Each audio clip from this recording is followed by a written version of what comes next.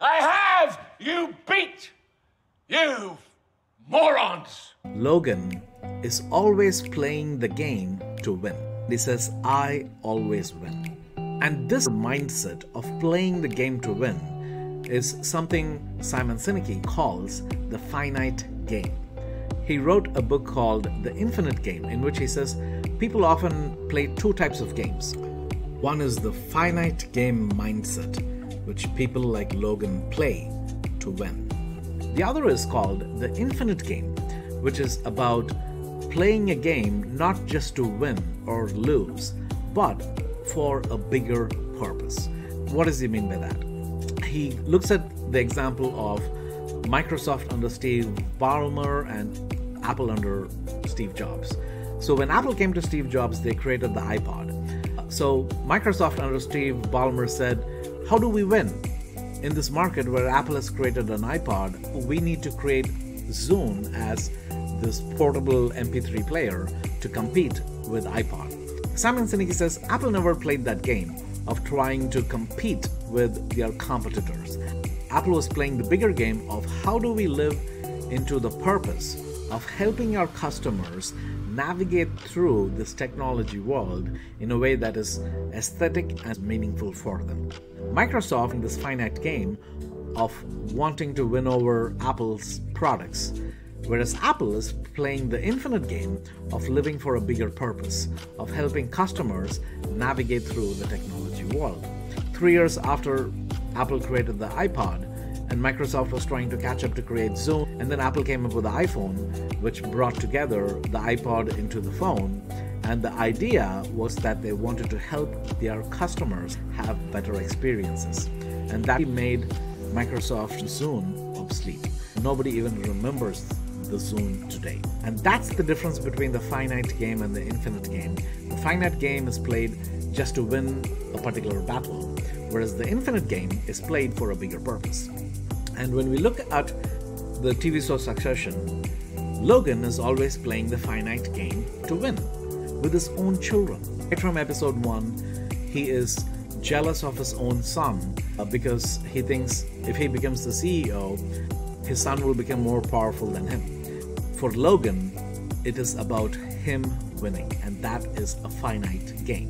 Logan could have had an infinite game mindset of how can he develop a relationship with the son that was truly loving.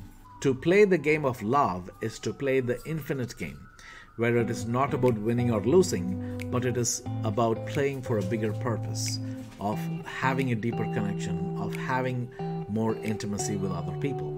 And the problem is Logan could never do that. And the reason for that is, as a child, Logan was not modeled what does it mean to be in a loving relationship. In the middle of season 4, Logan is trying to sell this company to a competitor against the will of his children. And in the battle between him and his children, it is that conflict that creates the heart attack. Even there, Logan could have played the infinite game of trying to think about it as, I love my children, how could I help them succeed?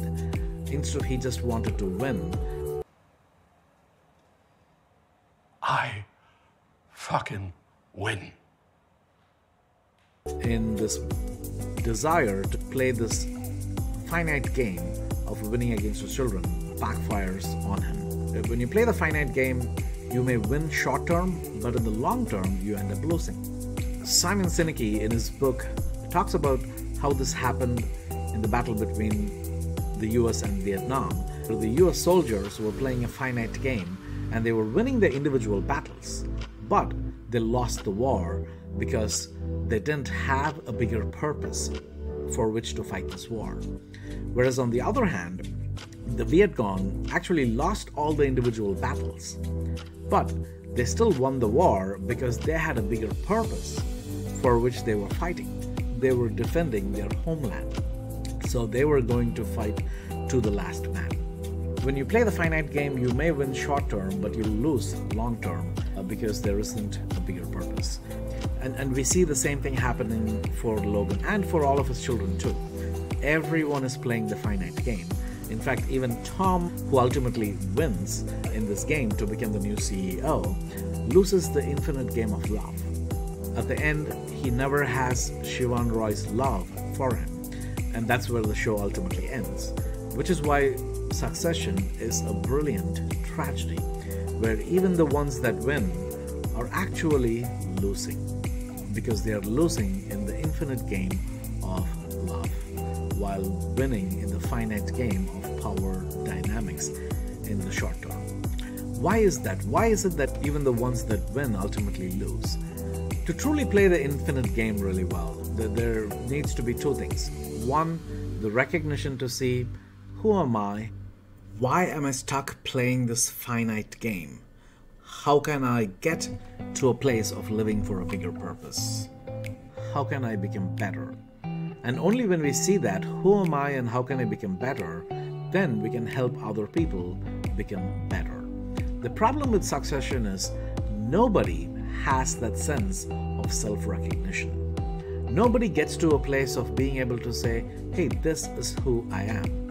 In a lot of tragedies, especially in Shakespearean tragedies, the protagonist comes to a moment of self-recognition. For example, in King Lear, the protagonist gets to a place where King Lear says, I was but a foolish, fond man. And that ability for self-recognition gave it a sense of redemption. Whereas in Succession, nobody has that. Roman comes close. He says, we are nothing.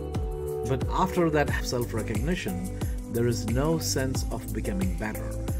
The show ends with Roman just sitting in a bar and having a drink with a sly smile, which quickly turns to a deeper form of anxiety. And Logan Roy walks off looking like a lost child. And Shiv is still playing a power game with Tom Wambsgans, who is the new CEO. And what is missing in Succession is this ability for self-compassion, the ability for self-recognition, the ability for forgiveness, and the potential to change. St. Augustine talks about this in the Confessions. He says, I had hidden my face away from myself because I didn't want to see myself. But God, you took the face that I had hidden and brought it in front of me for me to see it, that I needed to change.